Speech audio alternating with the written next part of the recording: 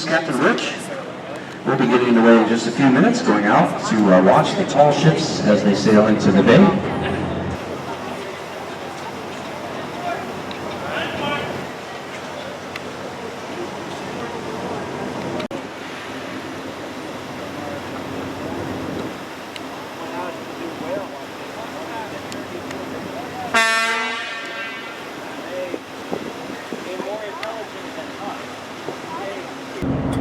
What's going to happen today is once the ships start to get in range, we'll go seek them out.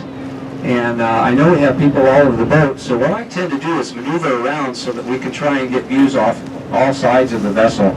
You'll see how it goes, but I'll end up doing a lot of circles and just to make sure everyone gets some good views of these ships as they're sailing in. They're all coming into the bay, and they're coming to our San Diego Maritime Museum. They are the people up here that are sponsoring the Festival of Sail. Right downtown, you're going to see the largest and the oldest square rigger in town. I'm going to show you the Star of India, the oldest actively sailed iron ship in the world. So we're going to go get a look at that. That ship was built in 1863 in Ramsey, the Isle of Man. And the Star has been around the world 21 times, been aground, been on fire, collisions, mutinies, you name it, it's happened to the Star of India. But despite that, the Star of India still sails.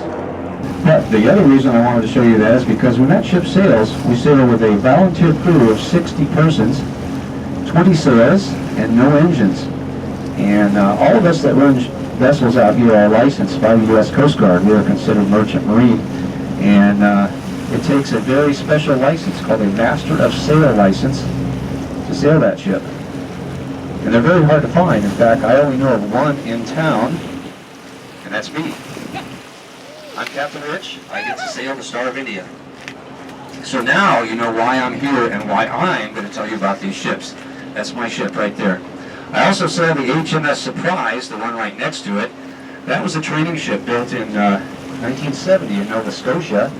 And we just got that ship out of the dry dock, so she's partly de-rigged as well. That's why neither one are in the parade. But the Surprise was built built as a training ship, but it was used in the movie Master Commander with Russell Crowe. And then a few years ago, we took that ship to Long Beach to film Pirates of the Caribbean 4. And those of us on the crew were supposed to set all the sails and get out of the way, but the director, Rob Marshall, soon figured out that the actors don't even know how to look like they're doing ships. So he asked us if we wanted to be extras, and of course we said yes. So all of us are in the movie Pirates of the Caribbean 4 on that ship. We have one submarine, and well, just to put that in perspective, the top of the submarine is not called the conning tower, it's called the sail, so that would qualify. That's a Soviet Foxtrot class. We also have an American research sub called the Dolphin over here. And the Dolphin is on the other side, and you can go aboard both of those.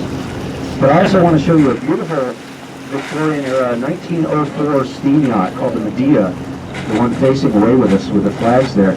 We still take that ship out, and actually I get to drive that one too, under her own steam power from 1904. That's the oldest, the only surviving ship in the whole world that can still operate, that served in both World War I and World War II. So a very active museum, that's the hub. You see all those docks there? Well, that's where all the tall ships are going to be in a few hours, so let's go find them.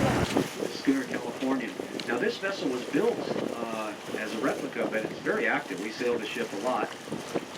And she was used in the movie Amistad by Steven Spielberg way back when. And now they've built a replica Amistad, so it's a little different. But that's Schooner, California, based and lives at the San Diego Maritime Museum. That's the official state tall ship of the state of California. The next ship coming up right now is called a brigantine, and this is the Irving Johnson. This is named after him. These are with the Los Angeles Maritime Institute. Sorry, this is the Exie Johnson. Exie is named after Irving's wife. The Irving is farther back in the parade. I get them mixed up because they're identical. So anyway, this is a brigantine, meaning 2 masts or more. Well, actually, a brigantine is 2 masts, but she has square sails all the way down to the deck on the foremast. That makes her different than a schooner. So that's the Exie Johnson. She's a brigantine. She's what's called a gas schooner. If you look back at Curlew, you notice the biggest sail, the main sail, was three-sided, a triangle. It's called Marconi. But what you're going to see now, this is still a schooner, but she's a gaff schooner. Gaff sails are the four-sided ones that are not sort of equal on each side. So Spirit of Dana Point, she'll carry the mainsail, the forestaysail, and then a jib out there. Sometimes they set triangular sails on these ships above the gaffs. Those are called gaff topsail, and not all of them have them. So this is really a working type ship. She's armed too, so don't be surprised. Looks like they're a little light on crew right now, though. That's called furl. That's called the foresail. Right above you have a topsail, then a top gallant. We call it topgallant. And then you have a royal on top of that. Look at the crew up there. They're standing on the foot ropes. And then if they're smart, they'll be clipped into what's called a jackstay. Again, schooners, it's either the taller mast in the back or they're all the same level, and that's okay. This is a gaff three-masted schooner. This is called the American Pride. This boat was built, I think, in the 30s or 40s and operated way back east. She was called the Virginia for a while. I believe she was a pilot schooner. Pilot meaning they would take a local captain out to incoming and outgoing ships. And then she was converted to what's called the Natalie Todd, and now she's called the American Pride. This one will be getting underway for gun battles too. So again, a two-masted schooner, Bill of Rights.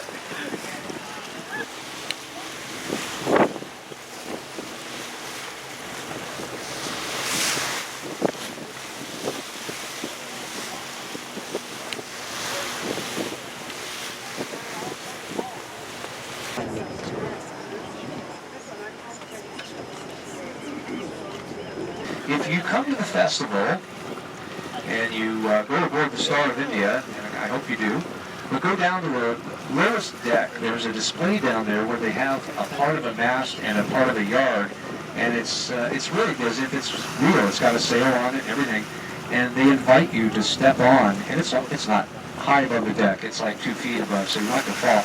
But they invite you to step on the foot ropes and lean over and try and furl the sail, just so you can get an idea of what it's like to do these.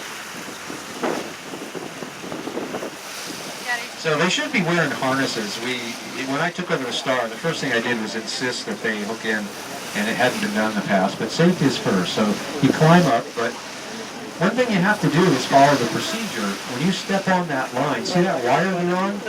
Well, if there's somebody on it, and you step on it, then they're going to bounce. So you need to tell them first.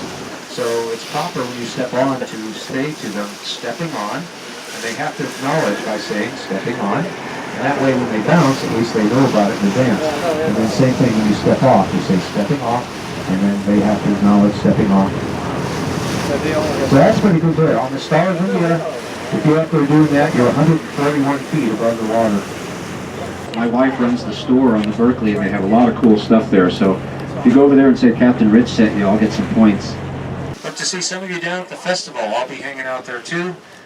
Maybe on the Star, maybe not. But anyway, it's Captain Rich up here, and I, again, hope you enjoyed it. We'll be tied up here very shortly, so thanks for coming. Thanks.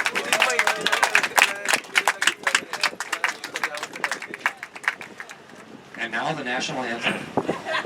Oh, you're welcome. I made it all up. I like doing this. I like the ships. I do a lot over there, and it's fun for me to have people that are here because they want to know that stuff. Yeah. I see some stringers on top of the mast, real narrow flag along the stars. Any significance to It's called those? the homeward bound pennant. I didn't say that, but it's generally, yeah, it's something they fly when they know they're going the right way, and they're going to get home. And the other flags were house flags, so if you see different flags, it's usually the owners or the company or something like that.